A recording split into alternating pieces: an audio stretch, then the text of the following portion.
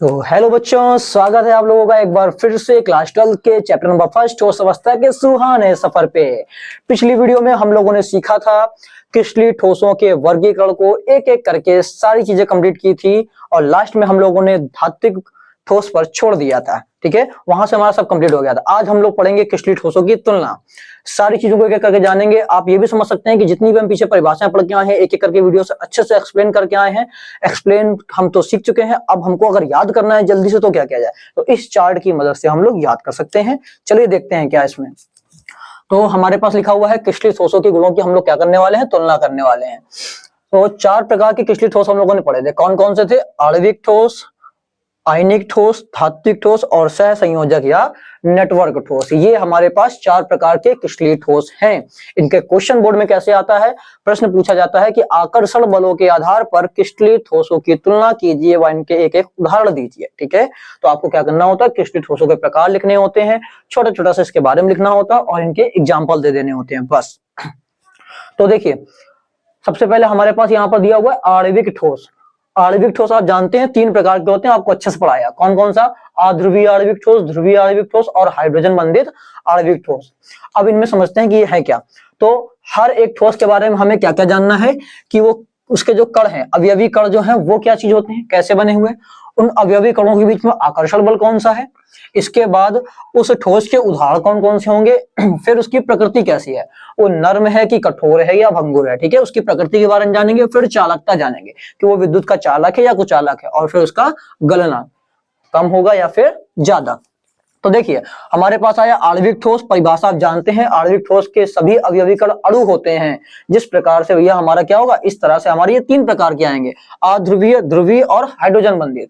तो समझते हैं पहले अध्रुवीय के बारे में। अध्रुवीय आणविक ठोस के कण होते हैं अध्रुवीय अणु या परमाणु, जो हमने आपको बताया था। जैसे हाइड्रोजन को देखिए, ये है अध्रुवीय अणु और आर्गन क्या है, अध्रुवीय परमाणु।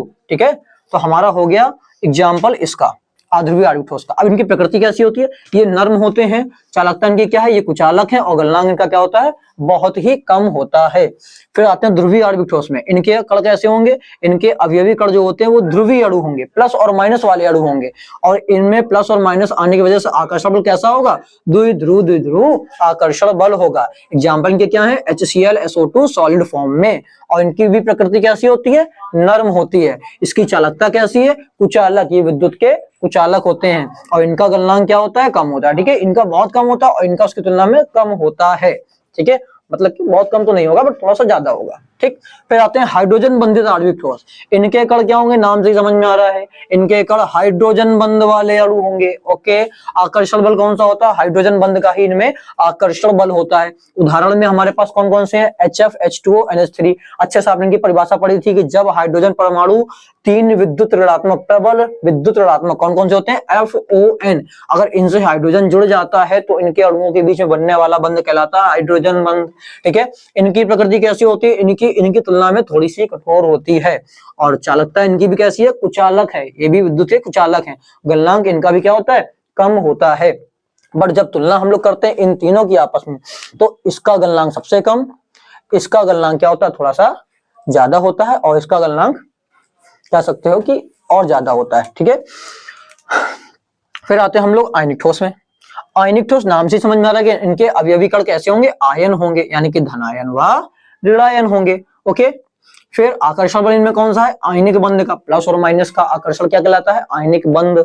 ठीक है, आयनिक बंध का आकर्षण। एग्जाम्पल कौन से, आयन में जो होते हैं NaCl सबसे अच्छा एग्जाम्पल हमारे लिए, CaO, K2SO4, इसको अच्छे से याद करिएगा, ये आपके लिए थोड़ा सा इंपॉर्टेंट हो जाता है। एक ये और एक ये, K2SO4 का पूछ चुका है पेपर में, बहुविकल्पी में आया था कि पोटेशियम सल्फेट किस प्रकार का ठोस है, तो पोटेशियम सल्फेट एक प्रकार का आयनिक ठोस है। ठीक है, इनकी प्रकृति कैसी होती है, कठोर होते हैं और भंगुर होते हैं। भंगुर का मतलब आपको बताया था, जिनको मोड़े हम और मोड़ने की जगह क्या हो जाए, वो टूट जाए। ठीक है, तो ये कठोर होंगे व भंगुर होते हैं। इनकी चालकता कैसी होती है, ठोस अवस्था में कुचालक होते हैं, पता है ना, ठोस नमक आप लेंगे तो विद्युत का चालक नहीं बनेगा। बट गलित, यानी कि अगर हम लोग उसको गला दें या फिर विलयन में डाल दें, या विलयन बना ले, उसका पानी में घोल के क्या कर ले, विलयन बना ले, फिर करंट बहाएं, तो गलित अवस्था में क्या होगा, सुचालक। और गलनांक इसका क्या होता है, इनके गलनांक अधिक होते हैं। क्यों, क्योंकि इनमें आयनिक बंध पाया जाता है जो कि बहुत प्रबल होता है, तो प्रबल बंध की वजह से इनका गलनांक अधिक होता है। फिर हमारे पास आता है धात्विक ठोस। नाम समझिए, धात्विक ठोस, इनकी अवयवी कण क्या होंगे, धातु के धनायन और मुक्त इलेक्ट्रॉन। धातु के धनायन और मुक्त इलेक्ट्रॉनों के बीच में आकर्षण होता है, वो जो इलेक्ट्रॉन है उन दो प्लसों को आपस में जोड़ देता है, जिससे हमारे पास क्या बनता है, धात्विक बंध यानी आकर्षण बल। कौन सा है, धात्विक बंध। इनमें सभी धातुएं आएंगी, copper, Ag, Au, Fe, zinc हो गया, एल्यूमिनियम हो गया। ओके, प्रकृति इनकी कैसी होगी, ये सारे के सारे कठोर होंगे। कौन, धात्विक ठोस, धातु कठोर होती है, सीधी सी बात है। तन्य का मतलब इनको हम लोग तान सकते हैं, यानी कि तार खींच सकते हैं, इनके तार खींचने को तन्यता होता है। आघातवर्णिता मतलब आप पीटेंगे तो ये क्या होंगे, फैल जाएंगे, ठीक है, इनकी चादर बना सकते हैं हम लोग। और फिर अच्छे से जानते हैं तो आपको पता ही होगा, चालकता का मतलब क्या है, सारी धातुएं विद्युत की सुचालक होती हैं और इनको भी गलाना आसान नहीं है, बहुत ज्यादा टेम्परेचर देना पड़ता है, अतः इनका गलनांक क्या होगा, अधिक होगा। ठीक है, फिर आता है सहसंयोजक नेटवर्क ठोस। नेटवर्क मतलब जो क्या करे, एक चेन बना ले, और कार्बन से अच्छी चेन कौन बना सकता है। तो इनके अवयवी कण क्या होंगे, परमाणु, जिनके बीच में सहसंयोजक बंध होता है, इलेक्ट्रॉनों के साझेदारी से बना बंध कहलाता है सहसंयोजक बंध। ठीक है, तो इनका आकर्षण बल कौन सा है, सहसंयोजक बंध का आकर्षण बल है। उदाहरण कौन से हैं इसमें, हीरा हो गया, ग्रेफाइट हो गया, कार्बन से ही बनता है। ठीक है, SiC यानी कि इसको बोल सकते हैं सिलिकॉन कार्बाइड, या फिर कार्बोरंडम भी इसी का नाम होता है। और SiO2 सिलिका यानी कि बालू। ठीक है, प्रकृति इनकी कैसी होगी, ये भी कठोर होंगे, हीरे से ही आप समझ लीजिए कठोर होगा। लेकिन ग्रेफाइट क्या होता है, नर्म होता है। क्यों होता है, क्योंकि ग्रेफाइट की परतीय संरचना होती है, परत जैसी संरचना होती है, जिनके बीच में ये जो परतें हैं आपस में जुड़ी होती हैं दुर्बल वान डर वाल्स बल के द्वारा। ठीक है, तो दुर्बल बल होने की वजह से ये ग्रेफाइट कैसा होता है, नर्म होता है। इसके अलावा चालकता में कह रहा है कि सारे के सारे तो कुचालक होंगे, लेकिन ग्रेफाइट क्या होता है, सुचालक होता है। क्यों होता है, क्योंकि हमने पिछली वीडियो में आपको बताया था, आप जाके देख सकते हैं, ग्रेफाइट की संरचना में हर एक कार्बन 3 बॉन्ड बनाता है, एक इलेक्ट्रॉन उसका फ्री रह जाता है, उस फ्री इलेक्ट्रॉन की वजह से इसमें धारा बह जाती है।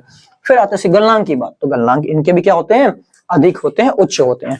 ठीक है, तो हम लोग पीछे एक एक करके सारी चीजें पढ़ चुके थे, और आज हम लोगों ने वन शॉट रिवीजन देखा जाए तो कर लिया है इसका। आप इससे अच्छे से भी, या कह सकते हैं कि आपको केवल याद करना हो तो इससे तैयार कर सकते हैं, और बिल्कुल अच्छे से समझना है तो पीछे की वीडियो से उसको एक एक करके एक्सप्लेन कर सकते हैं अपने आप को। ठीक है, तो जल्दी से इसका स्क्रीनशॉट लीजिए। तो आप लोगों ने स्क्रीनशॉट ले लिया होगा, उम्मीद करेंगे आपको क्लास अच्छी लगी होगी, और इसको ज्यादा से ज्यादा अपने दोस्तों के साथ शेयर कीजिए। कोई प्रॉब्लम हो तो हमें कमेंट में बताइए जरूर, और ऐसी ही अच्छी से अच्छी वीडियो पाने के लिए बने रहिए हमारे साथ। मिलते हैं नेक्स्ट वीडियो में।